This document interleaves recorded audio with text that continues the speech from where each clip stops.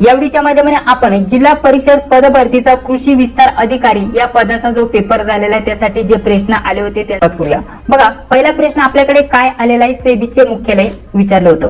तर सांगा बरं, सेबीचे मुख्यालय कोठे आहे? तर या प्रश्नाचं उत्तर जाणून घेण्या अगोदर आपल्याला सेबी विषयी सविस्तर माहिती देत आहे मित्रांनो। 12 एप्रिल 1992 रोजी ही एक स्वायत्त संस्था बनली आणि भारतीय संसदेने सेबी कायदा 1992 साली अंमलात आणला। केव्हा? 1992 साली।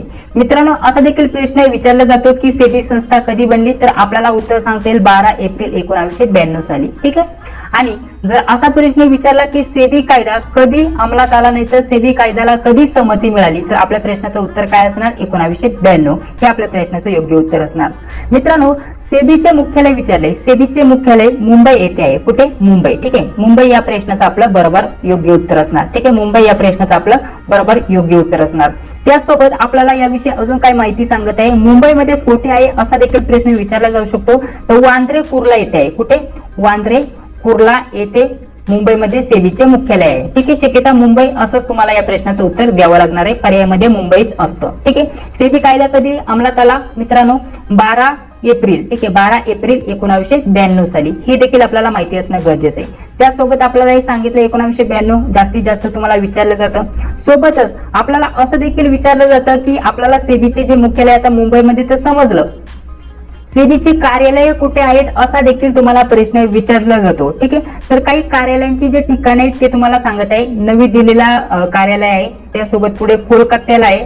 ठीक आहे, पुढे चेन्नईला आहे, त्यानंतर अहमदाबाद। ठीक आहे, अहमदाबादला आहे। आता अहमदाबादला कुठे आपल्याला इथे सांगता येईल उत्तर, पूर्व, दक्षिण, पश्चिम क्षेत्रीय कार्यालय आहेत अहमदाबादला। ठीक आहे, अशा प्रकारचं। तर महत्त्वाचे कोणकोणते ठिकाणी सांगितले मी तुम्हाला? नवी दिल्ली, कोलकाता, चेन्नई आणि अहमदाबाद येथे काय आहेत? सेबीची कार्यालय आहेत असं आपल्याला माहिती असणं गरजेचं आहे। म्हणजेच आपल्याला फक्त मुख्यालय विचारले, परंतु पुढील परीक्षेसाठी इतर माहिती विचारली जाऊ शकते की सेबीचा जो कायदा कधी संमत झाला, नंतर सेबीची संस्था कधी स्थापन करण्यात आली, तर याविषयी तुम्हाला विचारलं जाऊ शकतं। तर ही इतर माहिती तुम्हाला माहिती असणं गरजेचं आहे, त्यासाठी सर्व स्पष्टीकरण आपण बघत असतो।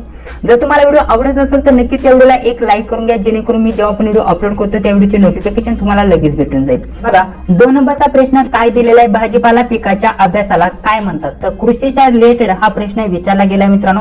तर माझ्या अंदाजानुसार या प्रश्नाचं उत्तर असणार आहे हॉर्टिकल्चर। ठीक आहे, या प्रश्नाचं योग्य उत्तर असणार आहे हॉर्टिकल्चर। ठीक आहे, अशा प्रकारचं तुमचं योग्य उत्तर काय असेल कमेंट बॉक्स मध्ये सांगायला विसरू नका। ठीक आहे, भाजीपाला पिकाच्या अभ्यासाला माझ्या अंदाजानुसार हॉर्टिकल्चर असे म्हणतात। पुढील बघा, 3 नंबरचा प्रश्न काय दिलेला आहे, प्रमाणित बियाणे टॅग। इथे तुम्हाला प्रमाणित बियाणे टॅग यावरती माहिती विचारली आहे, नक्की एक्झॅक्टली क्वेश्चन काय होता ते समजलं नाहीये। आता प्रमाणित बियाणे टॅग काय असतो आणि त्यावरती काय माहिती असते असाही तुम्हाला प्रश्न विचारला जाऊ शकतो, नाहीतर त्याचा कलर कसा असतो त्यावरती प्रश्न विचारला जाऊ शकतो, हा टॅग कशासाठी असतो त्यावरती प्रश्न विचारला जाऊ शकतो। तर प्रमाणित बियाणे टॅग यावरती थोडक्यात माहिती सांगत आहे। प्रमाणित बियाण्यांच्या पिशवीवरती निळ्या टॅग वरती बियाण्याची जी उगम क्षमता असते त्या उगम क्षमतावरती तुम्हाला माहिती असते, अनुवांशिक जी शुद्धता असते त्यावरती माहिती असते, भौतिक शुद्धता आणि त्यासोबत तपासणीची जी तारीख आहे त्याविषयी माहिती दिलेली असते।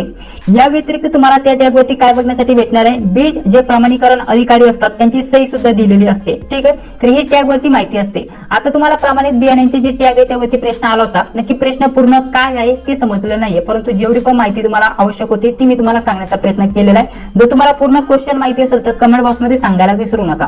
चला पुढील प्रश्न बघूया। आपल्याला पुढील प्रश्न दिलेला आहे, भारतात पीक वर्ष। आता पीक वर्ष कोणते असा प्रश्न विचारायला हवा। तर हा जो पूर्ण प्रश्न आहे असा असायला पाहिजे की भारताचे पीक वर्ष कोणते, नाहीतर भारतातील कृषी पीक वर्ष कोणते। तर आपल्या प्रश्नाचं योग्य उत्तर काय असणार आहे, जुलै ते जून। ठीक आहे, जुलै ते जून हे आपल्या प्रश्नाचं योग्य उत्तर असणार आहे। हे भारताचे पीक वर्ष असे म्हणून गृहीत धरले जाते मित्रांनो। ठीक आहे, तर या प्रश्नाचं उत्तर हे असणार आहे। या व्यतिरिक्त तुम्हाला भारतातील जे हंगाम आहे त्यावरती प्रश्न विचारला जाऊ शकतो, तर यामध्ये काय माहिती असणं गरजेचं आहे, आपल्याला हंगाम कोणकोणते, तर भारतीय पीक हंगाम हे 2 मुख्य हंगामामध्ये वर्गीकृत केले आहेत मित्रांनो। यामध्ये पहिला हंगाम असतो खरीप आणि दुसरा जो असतो रब्बी। आता खरीप शेताचा जो हंगाम आहे मित्रांनो जुलै ते ऑक्टोबर या दरम्यामध्ये असतो, नैऋत्य मान्सून दरम्यामध्ये असतो, आणि जो रब्बी हंगाम आहे तो ऑक्टोबर ते मार्च म्हणजे हिवाळा असतो मित्रांनो। अशा प्रकारची ही माहिती तुम्हाला माहिती असणं गरजेचं आहे, यावरती सुद्धा तुम्हाला वारंवार प्रश्न विचारले गेलेत।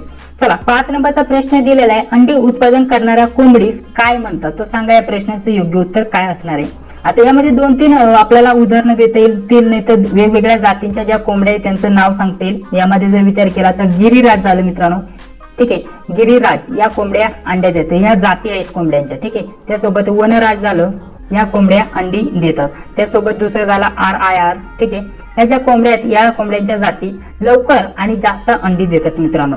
आणि त्यासोबत असा देखील प्रश्न विचारला गेला असं शक्यता की जे अंडी कोंबड्या देतात त्यांचं वैज्ञानिक जे नाव आहे ते काय आहे, म्हणजेच अंडी कोंबडीचे जे वैज्ञानिक नाव आहे असाच देखील तुम्हाला प्रश्न विचारला जाऊ शकतो. तर आपण त्याला काय म्हणतो, गॅलस, ठीक आहे. गॅलस डोमेस्टिक्स, ठीक आहे. अशा प्रकारचं त्यांचं वैज्ञानिक नाव आहे, हे सुद्धा तुम्हाला माहिती असणं गरजेचं आहे. अशा प्रकारचे तुम्हाला प्रश्न विचारले जातात मित्रांनो. आता यामध्ये हा कृषी विस्तार अधिकारीचा पेपर होता, त्यामुळे जास्तीत जास्त कृषीच्या रिलेटेड जे प्रश्न आहेत ते तुम्हाला बघण्यासाठी भेटून. आपल्याला अलाय क्रॉपिंग डेफिनेशन विचारली होती, व्याख्या विचारली होती मित्रांनो. त्यानंतर इंटर क्रॉपिंगची व्याख्या आपल्याला विचारली होती, डेफिनेशन विचारली होती.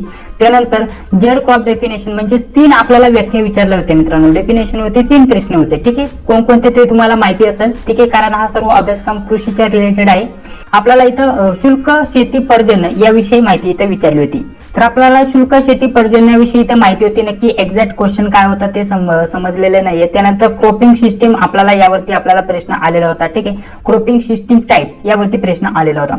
त्यानंतर पुढे जर विचार केला तर बघा, पुढे आपल्याला ट्री एज काउंट मेथड कोणती आहे ते विचारलं होतं. आपल्याला कोणकोणते मेथड आहेत त्यावरती प्रश्न आला होता. हे प्रश्न आपल्याला कृषी गणना यावरती आला होता. तर कृषी गणना किती वर्षांनी होते, दर 5 वर्षांनी. कृषी गणना किती वर्षांनी होते असाच प्रश्न असायला पाहिजे. तर कृषी गणना होते दर 5 वर्षांनी. कोरोना काळामध्ये थोडीशी स्थगिती बंद झाली होती, म्हणजे तिची गणना केली गेली नव्हती. परंतु 2022 पासून पुन्हा हे काम हाती घेतलंय आणि कंटिन्यू कृषी गणना आता चालू आहे मित्रांनो. दर 5 वर्षांनी कृषी गणना होत असते. आता पुढील आपल्याला प्रश्न काय विचारला गेलाय, महाराष्ट्राच्या आग्नेयेस कोणते राज्य आहे, ठीक आहे. कोणते राज्य आपल्याला विचारले. तर महाराष्ट्राच्या सर्व दिशांना कोणते राज्य आहेत ते तुम्हाला माहिती असणं गरजेचं आहे. मी थोडक्यात नोट करून देतो. उत्तरेला जर विचार केला तर उत्तरेला आहे मध्य प्रदेश, नोट करून घ्या लगेच तुम्ही, ठीक आहे. पूर्वेला जर विचार केला, उत्तर पूर्वेला जर विचार केला तर छत्तीसगड आहे. त्यानंतर आग्नेय दिशेला जर विचार केला तर आग्नेय दिशेला कोणतं आहे सांगा बरं. जसं की आपल्याला आग्नेयला कोणतं राज्य आहे विचारलंय, तर आग्नेय दिशेला आहे आंध्र प्रदेश, ठीक आहे. आंध्र प्रदेश या आपल्या प्रश्नाचं उत्तर असणार. पुढे जर विचार केला तर दक्षिण दिशेला सांगा बरं, दक्षिण दिशेला कोणता आहे, कर्नाटक. आणि त्यानंतर पुढे जर विचार केला नैऋत्य दिशेला तर नैऋत्य दिशेला आहे गोवा. त्यानंतर पुढे जर विचार केला वायव्य दिशेला तर वायव्य दिशेला आहे गुजरात. आणि त्यासोबत गुजरात राज्यासोबत दुसरे कोणते, दादर आणि नवी हवेली हे सुद्धा वायव्य दिशेला आहे असं आपल्याला सांगता येईल मित्रांनो.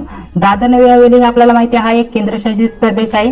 आणि त्यासोबत जर विचार केला तर हा वायव्य आणि नैऋत्यच्या थोडा दरम्यानमध्ये आहे, जवळजवळ आहे, परंतु वायव्यमध्येच कॅल्क्युलेट केला जातो. हे देखील आपल्याला माहिती असणं गरजेचं असणार आहे. तर चला आता पुढील प्रश्न आपण बघूया. सर्व माहिती आपण बघितली दिशेंविषयी. तर अजून काही प्रश्न असतील तर कमेंट बॉक्समध्ये सांगायला विसरू नका. आपल्याला पुढील प्रश्न काय दिलेला आहे, क्षेत्रफळाच्या दृष्टीने महाराष्ट्राचा क्रमांक. आता भारतामध्ये आपल्याला विचारलेला असायला पाहिजे, ठीक आहे. तर क्षेत्रफळाच्या दृष्टीने महाराष्ट्राचा भारतातील 3रा क्रमांक आहे, ठीक आहे. 3रा म्हणजे 3रे राज्य सर्वात मोठे. आणि त्यानंतर लोकसंख्येने जर विचार केला तर भारतामध्ये लोकसंख्ये जर विचार केला तर हे 2रे राज्य, ठीक आहे. लोकसंख्येवरती सुद्धा मागील जे पेपर झाले ते जेडपी त्यामध्ये पेपरला प्रश्न आलेला आहे, ठीक आहे. लोकसंख्येच्या बाबतीत महाराष्ट्र भारतामध्ये 2रे राज्य आहे, ठीक आहे, मोठे राज्य. अशा प्रकारचे आपल्याला माहिती असणं गरजेचं आहे. पुढील प्रश्न काय दिलेला आहे, सर्वोच्च न्यायालय न्यायाधीश वयोमर्यादा, ठीक आहे. तर आपल्याला न्यायाधीशांची वयोमर्यादा जी आहे ते विचारले सर्वोच्च न्यायालयाचे. तर आपल्याला माहिती असणं गरजेचं आहे त्यांची वयोमर्यादा 65 वर्ष इतकी असते. 65व्या वर्षी त्यांना निवृत्त व्हावं लागतं, ठीक आहे. अशा प्रकारचं आपल्याला माहिती असणं गरजेचं आहे. आणि पुढे अजून एक विद्यार्थ्यांनी पाठवलं होतं व्याघ्र प्रकल्प महाराष्ट्र यावरती प्रश्न आले होते. नक्की आता कोणते व्याघ्र प्रकल्प त्यावरती आपण डिटेलमध्ये ऑलरेडी आपल्या नोट्स मध्ये आणि सोबतच बाकीची जी पण माहिती ती ऑलरेडी दिलेली आहे. आता नक्की प्रश्न काय होता ते समजलं नाही, त्यामुळे याला आपण स्किप करूया, ठीक आहे. या व्यतिरिक्त तुम्हाला काही डाऊट्स असतील तर कमेंट बॉक्स मध्ये सांगायला विसरू नका.